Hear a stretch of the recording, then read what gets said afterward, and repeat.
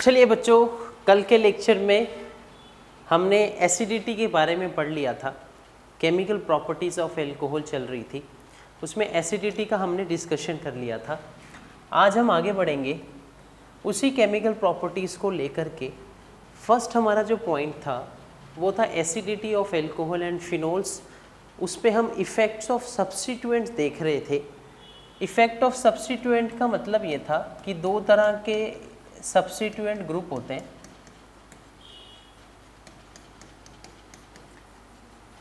एक हमारे पास थे इलेक्ट्रॉन डोनेटिंग ग्रुप, एक हमारे पास थे इलेक्ट्रॉन विड्रॉइंग ग्रुप। तो अगर हम डोनेटिंग की बात करें तो CH3O, ठीक है, और इसके साथ में CH3O और इसके साथ में NH2। तो ये तीन ग्रुप हैं। इसको एल्काइल बोलते हैं, इसको एल्कोक्सी और इसको अमाइन। तो ये तीन ग्रुप हैं जिसको हम बोल रहे हैं इलेक्ट्रॉन डोनेटिंग ग्रुप्स हैं। इलेक्ट्रॉन विड्रॉइंग मतलब इलेक्ट्रॉन खींचने वाले कौन से हैं? नाइट्रो, सायोनाइड, सारे हैलोजन, साथ में बेंजीन रिंग। ये हमारे इलेक्ट्रॉन क्या हैं? विड्रॉइंग ग्रुप्स हैं। अगर ये वाले ग्रुप लगे हों तो ये तो एसिडिटी को क्या करेंगे? डिक्रीज़ करेंगे। एसिडिटी को डिक्रीज़ करेंगे। क्यों? क्योंकि जो आयंस की हमने बात की थी उसको ये अनस्टेबल करेंगे। अगर ये वाले लगे हों, ये तो नेगेटिव चार्ज खींच लेने वाले हैं, है ना। तो ये तो नेगेटिव चार्ज को खींच लेंगे, और खींच लेंगे तो इसका मतलब इलेक्ट्रॉन हमारा नेगेटिव चार्ज क्या हो जाएगा? स्टेबलाइज हो जाएगा। क्योंकि इलेक्ट्रॉन विड्रॉइंग ग्रुप्स हैं तो ये इलेक्ट्रॉन्स को क्या कर लेंगे? विड्रॉ कर लेंगे। जब ये इलेक्ट्रॉन को विड्रॉ कर लेंगे तो ये क्या कर देंगे? स्टेबल बना देंगे। आयन को क्या बना देंगे? स्टेबल। और आयन जब स्टेबल हो गया तो वही क्या होगा? एसिडिक होगा। अब आपने इस चीज़ को ध्यान में रखना है कि कौन सा ग्रुप लगा है, डोनेटिंग लगा है कि विड्रॉइंग लगा है। इसको देख करके हमें आगे चलना है। फिर हम आगे की एक तरफ और बात करते हैं। ये तो इफेक्ट ऑफ सब्स्टिट्यूएंट है, इसके कुछ क्वेश्चंस देख लेते हैं। यहाँ मैं कुछ क्वेश्चंस आपसे डिस्कस करना चाहूँगा। ये मेरे पास एक कार्बोक्सिलिक एसिड है। अब ये कार्बोक्सिलिक एसिड जो है तो ये एसिड ही है। तो एसिड, नाम में ही एसिड है। तो एसिड है तो इसका मतलब H छोड़ेगा, आयन बनाएगा। तो मान लो ये इसने आयन बना लिया, ठीक है। सेम यहाँ पर भी हमारे पास कार्बोक्सिलिक एसिड है, बट यहाँ Cl लगा हुआ है। सेम ये भी एसिड है एक तरह का, ये भी H छोड़ेगा, आयन बनाएगा। इसका भी यहाँ से H निकाल देते हैं। अब ये दो आयन हमारे पास हैं। अब इन दोनों आयन को हम देखते हैं ध्यान से, कौन से वाला आयन स्टेबल है। तो अगर हम इसकी बात करें, यहाँ पे लगा हुआ है CH3, और अभी लास्ट स्लाइड में मैंने आपको बताया, CH3 का काम क्या है? इलेक्ट्रॉन डोनेट करना, ठीक है। तो इसका मतलब ये क्या कर रहा है? Plus I effect. Plus I effect का मतलब होता है ये इलेक्ट्रॉन डोनेट कर रहा है, ये इलेक्ट्रॉन्स को छोड़ रहा है। तो ये इलेक्ट्रॉन छोड़ रहा है तो यहाँ पे क्या होगा? धीरे धीरे यहाँ नेगेटिव चार्ज बढ़ेगा, और जैसे नेगेटिव चार्ज बढ़ेगा ये क्या होता जाएगा? अनस्टेबल होता जाएगा, ठीक है। क्योंकि नेगेटिव चार्ज यहाँ पर क्या हो रहा है? बढ़ रहा है। इस केस में क्या लगा हुआ है? Cl लगा हुआ है। अब Cl का क्या काम है? Minus I effect. Minus I effect का मतलब है ये इलेक्ट्रॉन्स को खींच लेगा, नेगेटिव चार्ज को स्टेबल कर देगा। तो सबसे ज़्यादा एसिड कौन है? क्योंकि ये Cl क्या कर रहा है? यहाँ से नेगेटिव चार्ज को खींच रहा है। देखिए, यहाँ से नेगेटिव चार्ज को खींच ले जाएगा और इसको क्या बना देगा? स्टेबल बना देगा। तो ये वाला आयन हमारे पास क्या हो जाएगा? स्टेबल हो जाएगा, और ये वाला आयन हमारे पास क्या हो जाएगा? अनस्टेबल हो जाएगा। तो जोन सा आयन स्टेबल हो गया वही सबसे ज़्यादा क्या हो जाएगा? एसिड हो जाएगा। तो सबसे अच्छा एसिड कौन सा है? ये वाला। दूसरे नंबर पे कौन सा है? ये वाला। एसिडिटी ने चेंज कैसे हो गई? हमने चेक करा उस पर कौन सा ग्रुप लगा है। CH3 लगा है या फिर ये वाले लगे हुए हैं, कोई भी इन तीनों में से एल्कोक्सी अमाइन, ये एसिडिटी को कम करते हैं। ये वाले लगे हुए हैं तो ये एसिडिटी को बढ़ाते हैं, क्योंकि इलेक्ट्रॉन्स को खींचते हैं, नेगेटिव चार्ज को खींचते हैं, टेंशन को कम करते हैं, आयन को स्टेबल करते हैं, और जिसका आयन स्टेबल है वो सबसे अच्छा क्या होगा, एसिड होगा। तो इस क्वेश्चन से हमें ये पता लगता है। एक क्वेश्चन और हम यहाँ पर डिस्कस करते हैं, एक क्वेश्चन और डिस्कस करते हैं। मान लीजिए मेरे पास है फिनोल, ये फिनोल है और ये मेरे पास एल्कोहल है। इसके बारे में तो मैं आपको बता ही चुका हूँ कि फिनोल ज़्यादा एसिडिक होता है। फिनोल क्या होता है, ज़्यादा एसिडिक होता है, ठीक है, एज़ कंपेयर टू एल्कोहल के। ये तो मैं आपसे डिस्कस कर चुका हूँ।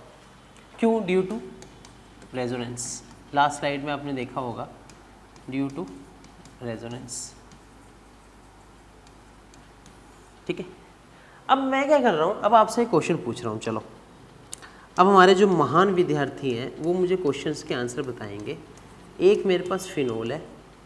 अच्छा, उससे पहले कि आप एक क्वेश्चन का आंसर बताओ, लास्ट लेक्चर में मैंने आपको बता दिया था कि फिनोल पे क्या होती है, रेजोनेंस होती है ना। तो रेजोनेंस का मतलब क्या है, लोन पेयर आगे आएंगे, यहाँ मैं बॉन्ड बना देता हूँ, ठीक है, इधर मैं बॉन्ड बना देता हूँ, तो ये बॉन्ड बने हुए हैं, तो लोन पेयर बॉन्ड बनाएंगे, फिर बॉन्ड टूटेगा, दोनों तरफ से काम होगा ना, बॉन्ड बनेगा भी, बॉन्ड बनेगा भी और बॉन्ड टूटेगा भी, काम तो दोनों तक होगा। एक तरफ से दंगा थोड़ी होता है, दोनों तरफ से दंगा होता है। सेम एक तरफ से बॉन्ड बनेगा, एक तरफ से टूटेगा भी, फिर दोबारा से एक तरफ से बॉन्ड बनेगा, एक तरफ से टूटेगा भी। भाई दोनों तरफ से बॉन्ड बन रहा है, बॉन्ड टूट रहा है, अगला काम वही है। फिर दोबारा से बॉन्ड बनेगा और ये बॉन्ड टूटेगा भी, है ना। ये मैं क्या बना रहा हूँ, ये मैं रेजोनेंस बना रहा हूँ। क्या क्या बनता जा रहा है, ये बनता जा रहा है, ये बॉन्ड बन गए यहाँ पे, ठीक है, ये बॉन्ड यहाँ लोन पेयर आ गए, ये डबल बॉन्ड है। अगले स्टेप में क्या होगा, बॉन्ड बनेगा, बॉन्ड टूटेगा भी।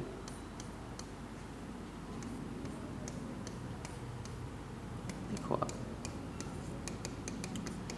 तो आपने देखा कि जो रेजोनेंस हुई और इस रेजोनेंस में 5 स्ट्रक्चर बने, फर्स्ट, सेकंड, थर्ड, फोर्थ और फिफ्थ। जरा तिरछी नज़र से, तिरछी आंखों से देख के बताओ कि नेगेटिव चार्ज कहाँ कहाँ आ रहा है रेजोनेंस में। देखो मैं आपको इशारा करता हूँ, इंगित करता हूँ, हिंदी में बोलते हैं, मैं आपको इंगित करता हूँ।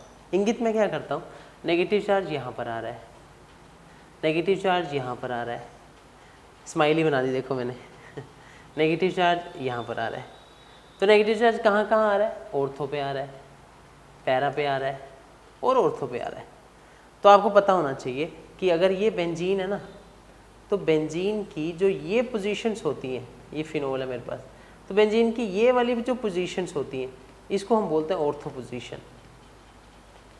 ये वाली जो पोजीशन होती है इसको हम बोलते हैं मेटा पोजीशन, ये दोनों वाली, ठीक है। और जो लास्ट वाली पोजीशन होती है इसको हम बोलते हैं पैरा पोजीशन। तो आप ध्यान से देखो, रेजोनेंस में नेगेटिव चार्ज, स्माइली देखो ये उल्टी है, ये सीधी स्माइली भी ज़रा खुश है, देखो कितना खुश है आपकी तरह। आप पढ़ते पढ़ते खुश हो कि नहीं? ए सर झूठ बोलते हो, खुश है, ये देखो खुश है, कितना सुंदर सा खुशी।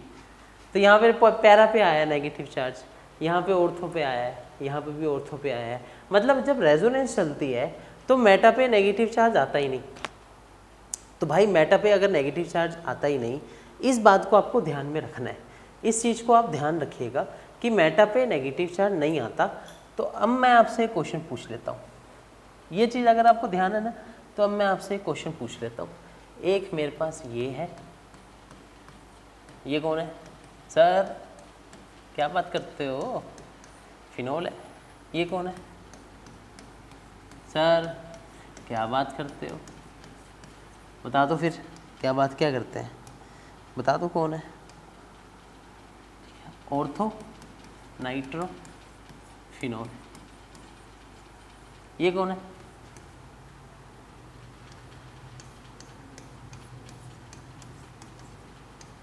पैरा नाइट्रोफिनोल, ये कौन है? अरे कहाँ जा रहा है? Meta nitrophenol. ये कौन है? फिनॉल। अरे 2 बार बन गया। ये तो यहाँ भी है, यहाँ भी है, इसको तो रब करो, इसको तो हटाओ यहाँ से। ठीक है, 4 नाम आपके सामने, ये ऑर्थो, ये पैरा नाइट्रो, ठीक है, और ये कौन सा नाइट्रो? ये मेटा नाइट्रो, ये पैरा नाइट्रो, फिनॉल। फटाफट से बता दो कौन सबसे ज़्यादा एसिडिक है। 1 मिनट में बता दो कौन सबसे ज़्यादा एसिडिक है। मैं वेट कर रहा हूँ। सर हमें पता है, H निकालो पहले, नेगेटिव चार्ज, H निकालो पहले, नेगेटिव चार्ज, H निकालो पहले, नेगेटिव चार्ज, H निकालो पहले, नेगेटिव चार्ज। अब इस आयंस को देख लो कौन सा स्टेबल है। तो अगर आपने पिछले लेक्चर्स को पढ़ा है तो आप बोल देंगे ये वाला सबसे अच्छा स्टेबल है। तो सबसे ज़्यादा एसिडिक कौन? पैरा वाला। अब पूरी कहानी आप समझो। यहाँ पे नेगेटिव चार्ज आ गया, अब नाइट्रो पैरा पे लगा हुआ है, और अभी मैंने रेजोनेंस बनाई थी, यहाँ पे ये रेजोनेंस बनाई थी, और रेजोनेंस में पैरा पे नेगेटिव चार्ज आ रहा था। तो पैरा पे आने के कारण क्या होगा? नाइट्रो कौन सा ग्रुप है? इलेक्ट्रॉन खींचने वाला है, इलेक्ट्रॉन विड्रॉइंग है, तो ये सारे के सारे इलेक्ट्रॉन्स खींच लेगा और इस नेगेटिव चार्ज को ख़त्म कर देगा, स्टेबल हो जाएगा। मैंने बोला था जो स्टेबल हो गया आयन, वही सबसे ज़्यादा कौन है? एसिडिक है। तो ये सबसे ज़्यादा एसिडिक हो जाएगा। सेकेंड टर्म की अगर मैं बात करूँ, कौन ज़्यादा स्टेबल है? मेटा वाला। सर मेटा वाला कैसे हो गया?